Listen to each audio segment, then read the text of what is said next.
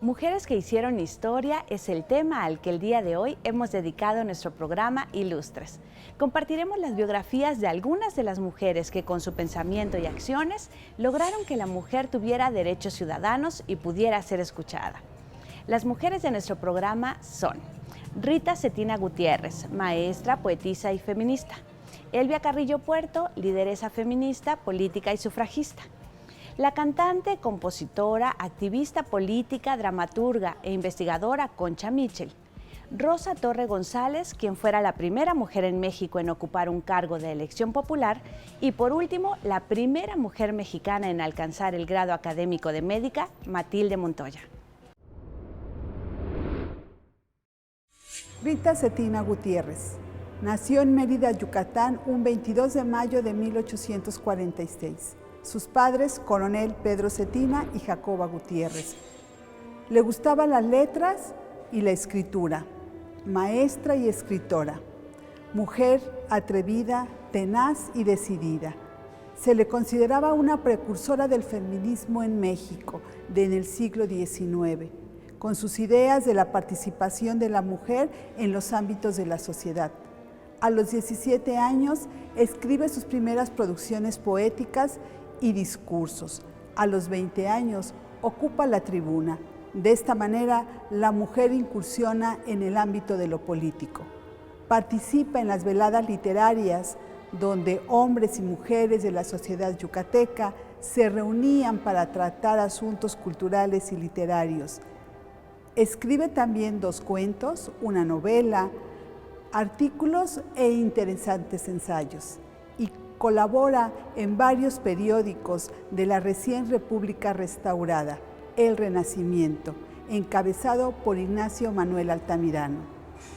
En sus escritos refleja una postura respecto a la educación del género femenino y su papel en la reconfiguración de la mujer, de la participación de la mujer en la sociedad.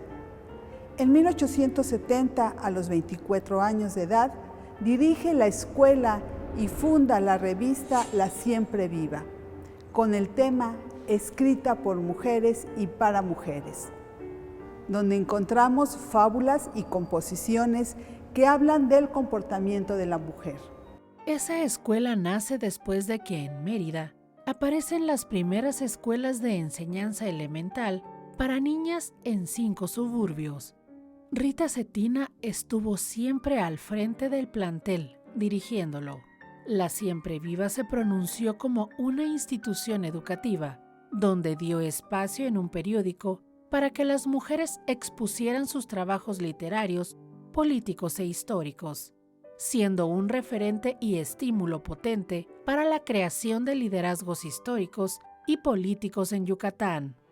Después de 7 años de dirigir la escuela, la nombran directora del Instituto Literario para Niñas, siendo ese instituto el más importante para las mujeres de esos años, por lo que originó que la anterior escuela fuera cerrada y posteriormente volver a abrirla en 1879, pero fue poca su duración porque la cerraron en 1886. Rita Cetina Gutiérrez, primera promotora de la educación de la mujer en Yucatán, apoyada por Cristina Farfán y Gertrudis Tenorio Zavala. También incursiona, como ya lo mencionamos, en lo político y por lo tanto modifica el papel de la mujer en la sociedad, en una época en donde la mujer no tenía mucha participación. En 1916 se lleva a cabo el primer Congreso Feminista en Mérida, encabezado por Elvira Carrillo Puerto. Rita Cetina Gutiérrez, esta gran mujer, escritora y educadora, muere el 11 de octubre de 1908. Rita Cetina Gutiérrez murió en su natal Mérida a los 62 años de edad. Ana Leonor Rosenberg Fue una escritora y política estadounidense, además de primera dama que nació en Nueva York en 1884. Tras la Segunda Guerra Mundial, se aprobó el documento de mayor consenso de la historia de la humanidad, la Carta Universal de Derechos Humanos. En un principio, iban a titularla Derechos del Hombre, pero Eleonor se opuso porque excluía a las mujeres. Consiguió que en su lugar figurase Derechos Humanos. Está considerada como una de las líderes que más ha influido en el siglo XX.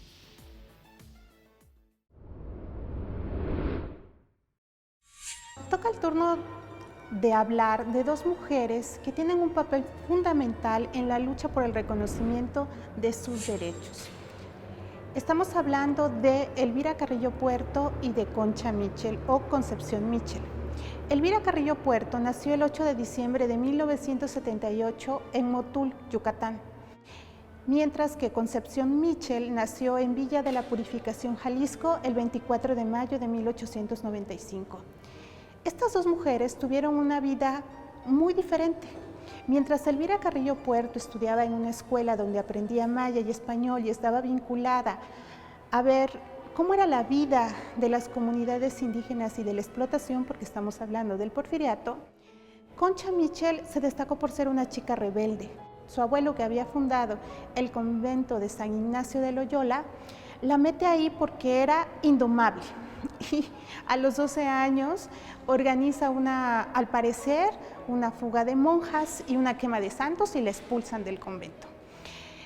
En cambio, Elvira Carrillo, debido a la educación que tiene y a la influencia de su hermano Felipe Carrillo Puerto, pronto empieza a tener una conciencia social que la llevaría a destacar posteriormente en el ámbito de la lucha por el voto de la mujer. Durante su adolescencia hay dos personas importantes en su vida. La primera es la maestra Rita Cetina, quien la introduce en las primeras lecturas sobre las mujeres y el feminismo. El otro personaje es Serafín García, quien le da a conocer a ella y a su hermano los textos de los enciclopedistas. ¿Qué es lo que va a suceder con Concha Mitchell? Que por cierto su nombre no era ese, sino era Asunción, pero se lo cambió, no le gustaba. Hasta en eso era rebelde. Concha Mitchell a los 9 años descubre su pasión por la música. Empieza a tocar la guitarra y al parecer anda tocando en las fiestas patronales del lugar de Jalisco. Y a los 17 años decide viajar por el mundo. En 1918 ingresa al Partido Comunista y se vuelve compañera de Hernán Laborde. Con el Partido Comunista tiene encuentros y desencuentros. ¿Por qué? Porque ella está denunciando que a pesar de la idea de transformar a través de la lucha la vida de los obreros, no hay condiciones para que se haga lo mismo en el caso de las mujeres. Y tenemos a Elvira Carrillo, que en 1912 ya funda la primera organización feminista en Motul, Yucatán. A partir de esta organización, Elvira Carrillo se dedica a hacer propaganda, se dedica a incorporar a las mujeres para que también ellas puedan reclamar y tener derechos ejidales, razón por la cual la tachan de bolchevique. Y la llevaría, este activismo la daría a conocer como la monja roja. En 1916, gracias a la labor de Elvira Carrillo, se organiza el primer Congreso Feminista. Este congreso sentó las bases de lo que a la postre sería una transformación radical sobre los derechos de las mujeres, el derecho a la educación, el derecho a la maternidad elegida, el derecho también a elegir una profesión, que eran cuestiones impensables en esa época. De tal manera que Elvira Carrillo ya es una figura consolidada en Yucatán.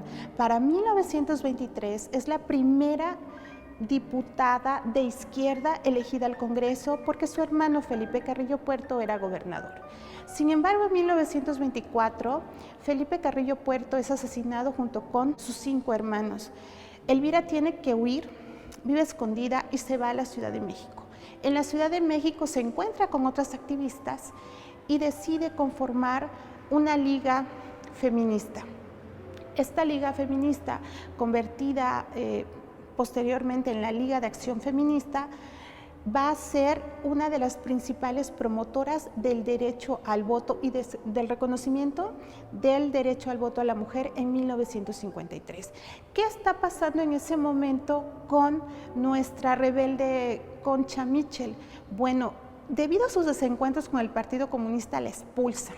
Entre 1923 y 1926 está recopilando la música indígena, de la cual se dice logró obtener un registro de más de 5,000 títulos. También compone teatro, escribe libros y su postura acerca del feminismo es cada vez más radical. De hecho, hace una especie de filosofía de ese feminismo. Una vez que es expulsada del partido, continúa su carrera apoyando a diversas organizaciones y luchando sobre todo por el reconocimiento de los derechos de las mujeres obreras. Ambas pueden ser vistas a la luz de la historia del feminismo como mujeres que complementaron una tarea. Elvira Carrillo Puerto como promotora de los derechos de la mujer, de los derechos que tenían que ser condensados en la legislación, y Concepción Mitchell como una mujer feminista radical, una mujer comprometida y muy adelantada con las ideas de una época. Elvira Carrillo Puerto falleció el 15 de abril de 1968 y Concha Mitchell falleció en 1991. Elvira Carrillo Puerto falleció de 89 años y Concha Mitchell de 91 años de edad. La emperatriz bizantina Teodora nació en el año 500, posiblemente en la ciudad de Damán, en Siria. Su doble condición de actriz circense y de meretriz impidió en un primer momento el matrimonio con Justiniano I, emperador del Imperio Romano de Oriente, hasta que se dictó una ley permitiendo el matrimonio entre clases sociales diferentes. Gran legisladora, se encargó de dictar diversas leyes de corte feminista que protegieron ampliamente los derechos de la mujer. La historia cuenta que ella legalizó el aborto en caso de violación, se castigó a los hombres que usaban violencia contra las mujeres, protegió del castigo a los adúlteros, expandió los derechos de la mujer en caso de divorcio, prohibió también la prostitución forzada, permitió la propiedad privada, herencias a mujeres e instauró la pena de muerte por violación, entre muchas otras acciones a favor de la mujer. Murió por la peste bubónica en el 548 a la edad de 48 años.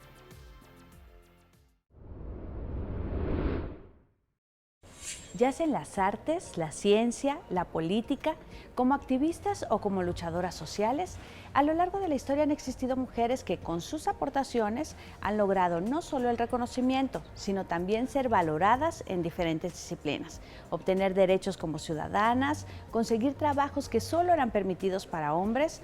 Incluso poco a poco vemos cómo la historia les va dando su lugar, permitiendo conocer sus triunfos y participaciones. Continuamos con más biografías de estas mujeres que han hecho historia. Rosa Torre González, mujer mexicana, política, maestra, que nació el 30 de agosto de 1890 en el barrio de Santa Ana, en Mérida, Yucatán. Su madre, Sofía Torre, y sus abuelos, Gregorio Torre y Paula González, fueron quienes la registraron. Ella tomó el apellido de su abuela, Paula, ya que no querían que se supiera que había nacido fuera del matrimonio. Donde el barrio en el que creció fue un barrio que se conoció durante muchos años por albergar a la clase obrera y artesanos. Se conoce poco de la infancia de Rosa, pero bueno, se sabe que por una anécdota que ella misma contó al periódico El Nacional en el año de 1971, se sabe que a la edad de 8 años tiene la oportunidad de visitar una hacienda de unos latifundistas ricos, y bueno, en esa hacienda se encuentra con una mujer que está en un hoyo que apenas podía mover sus manos. Rosa, a su corta edad, se acerca a esta mujer a preguntarle qué está haciendo ahí, y bueno, la mujer le platica que está ahí recibiendo un castigo porque decidió ir a comprar jabón a la tienda del pueblo en lugar de la tienda de la hacienda, que era mucho más barato. Rosa le parece una injusticia, se enfrenta al encargado de la hacienda, quien le dice que no se meta en lo que no conoce y que se vaya a jugar. Rosa no le hace caso y regresa a darle a la mujer la comida que el encargado le había dado a ella. Desde ese entonces ella cuenta que esas imágenes de cómo los los ricos trataban a los trabajadores, le conmovieron mucho y por eso decidió trabajar por los derechos de las personas más vulnerables y sobre todo también por los campesinos. Muchos historiadores consideran que ella o su familia pudieron haber tenido cierto nivel económico, ya que ella estudió en el Instituto Literario de Niñas, que más adelante sería la Escuela Normal de Profesoras, pero bueno, esto puede ser no del todo cierto, ya que los documentos históricos revelan que a la edad de 17 años Rosa Torre gestionó una beca para poder estudiar en este instituto prestigiado. Y bueno, también se conoce que ella trabajó como maestra en la escuela de niñas de Santana y bueno, eso también puede ser que le haya permitido pagar sus estudios. Desde muy pequeña también se involucró en la política. En 1909, cuando Madero viaja a México para hacer su campaña política, ella es de las mujeres que va a recibirlo. Aún cuando temía por su vida o tenía miedo debido a las represalias que Porfirio Díaz amenazaba con hacer a las personas que apoyaran a Madero. En 1910 se une a la campaña de Madero, ayudando en la propaganda, y bueno, también se dice que trabajó como espía para derrocar a Victoriano Huerta. En 1916 Rosa empieza sus primeros pasos en los derechos de la mujer al participar como congresista en el primer Congreso Feminista en México, llevado a cabo en el estado de Yucatán, y más tarde, en ese mismo año, durante el segundo Congreso, funge como presidenta. Fue profesora y el 1 de noviembre de 1922 fue electa como regidora del Ayuntamiento de Mérida. Tomó posesión el 1 de enero de 1923 y se integró a las comisiones de prensa y beneficencia, de espectáculos, de nomenclatura de calles y padrón municipal, y también se le encomendó el ramo de salubridad e higiene. Gracias al gobernador Felipe Carrillo Puerto, que ella había conocido por su hermana, es propuesta como regidora de Mérida y gana las elecciones.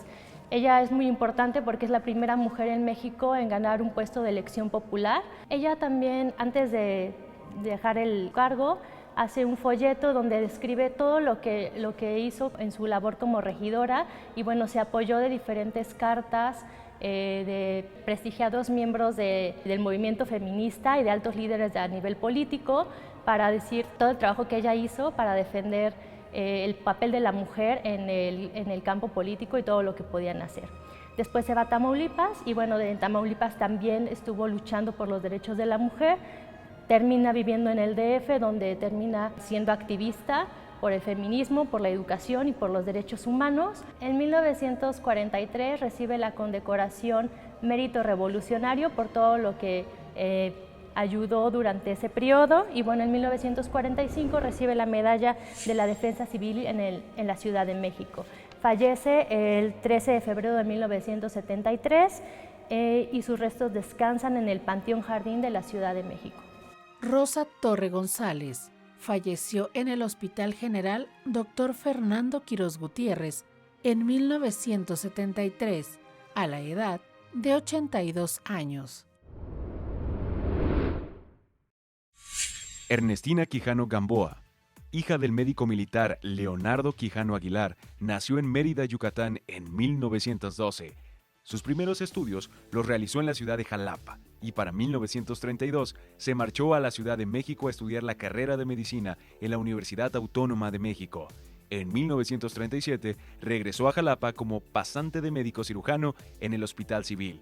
Y a los 6 meses, en marzo de 1938, viajó a presentar sus exámenes teórico y práctico, convirtiéndose así en la primera mujer médico cirujano en Jalapa.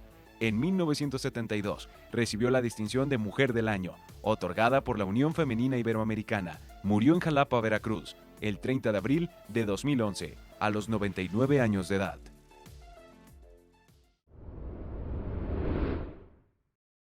Matilde Petra Montoya Lafragua nació en la Ciudad de México el 14 de marzo de 1859. Su madre era la poblana Soledad Lafragua y su padre era militar José María Montoya. Motivada por su madre, Matilde empieza a estudiar muy temprano, a los 4 años ya sabe leer y escribir y se pone a estudiar todo lo que pueda hasta que termina la primaria. Y a los 13 años ya presenta examen para ser maestra de primaria, trabajo que no puede llevar a cabo por su corta edad. Entonces sigue estudiando con maestros particulares, la secundaria, el bachillerato, y a los 16 años logra titularse de partera en la ciudad de Cuernavaca, donde le apoyan el jefe político de esa entidad para validar los estudios que había hecho. Y a los 18 años va a la ciudad de Puebla, la ciudad de su madre, y empieza a ejercitar como partera. Con tanto éxito, porque no hay otras mujeres con esos conocimientos, con ese oficio en la medicina convencional, porque sí hay parteras tradicionales, pero ella está como médica, pues tiene tanto éxito que eso empieza a molestar a los médicos varones de Puebla, y hay una campaña de difamación en la prensa y ella tiene que retirarse y se va a Veracruz. Pero no se pierde la determinación. A los 18 años vuelve a la Ciudad de México, se presenta para inscribirse en la Escuela Nacional de Medicina y lo aceptan condicionar a rehacer esas materias 2 por año al mismo tiempo que está estudiando la medicina. Y aquí tampoco hay mucho apoyo, sobre todo de oficiales de gobierno, de mujeres, de feministas, de personajes de la sociedad, pero también hay mucha gente en su contra. Le acusan de perversa porque va a estar en las disecciones de cadáveres masculinos, por ejemplo. Hay mucha oposición, pero ella lucha con todo. Y en el 24 de agosto de 1887 se puede presentar su examen de titulación. Y aún en esos últimos momentos es tan complicado que tienen que apelar a Porfirio Díaz, que ya estaba al tanto, el gobierno federal ya estaba al tanto de su caso, habían apoyado económicamente para comprarle materiales necesarios para sus estudios y cosas así, y para su graduación. El mismo presidente Porfirio Díaz llega a la titulación, en parte para presenciar ese hecho histórico y en otra parte para garantizar que sí la iba a permitir titularse. Ella aprueba perfectamente bien el examen, tanto en los conocimientos como en la práctica, y esa es la primera titulación de una mujer en la Escuela Nacional de Medicina en México. Ella pone su consultorio, de hecho tiene 2 en Mixcoac y en Santa María la Ribera, atiende toda clase de pacientes y es muy apreciada porque podemos imaginar no solo cómo era ser médica en ese entonces, en una profesión dominada por hombres, sino cómo habría sido ser paciente, porque las mujeres con todos los pudores y complejos y conceptos de ese entonces, para ir con una doctora mujer habría sido como una gran experiencia, con mucho más confianza y mucha comprensión para ser atendidas como pacientes, y además ella era muy capaz y muy conocida por sus habilidades. Adoptó 4 hijos, nunca se casa, participa en organizaciones feministas como el Ateneo de Mujeres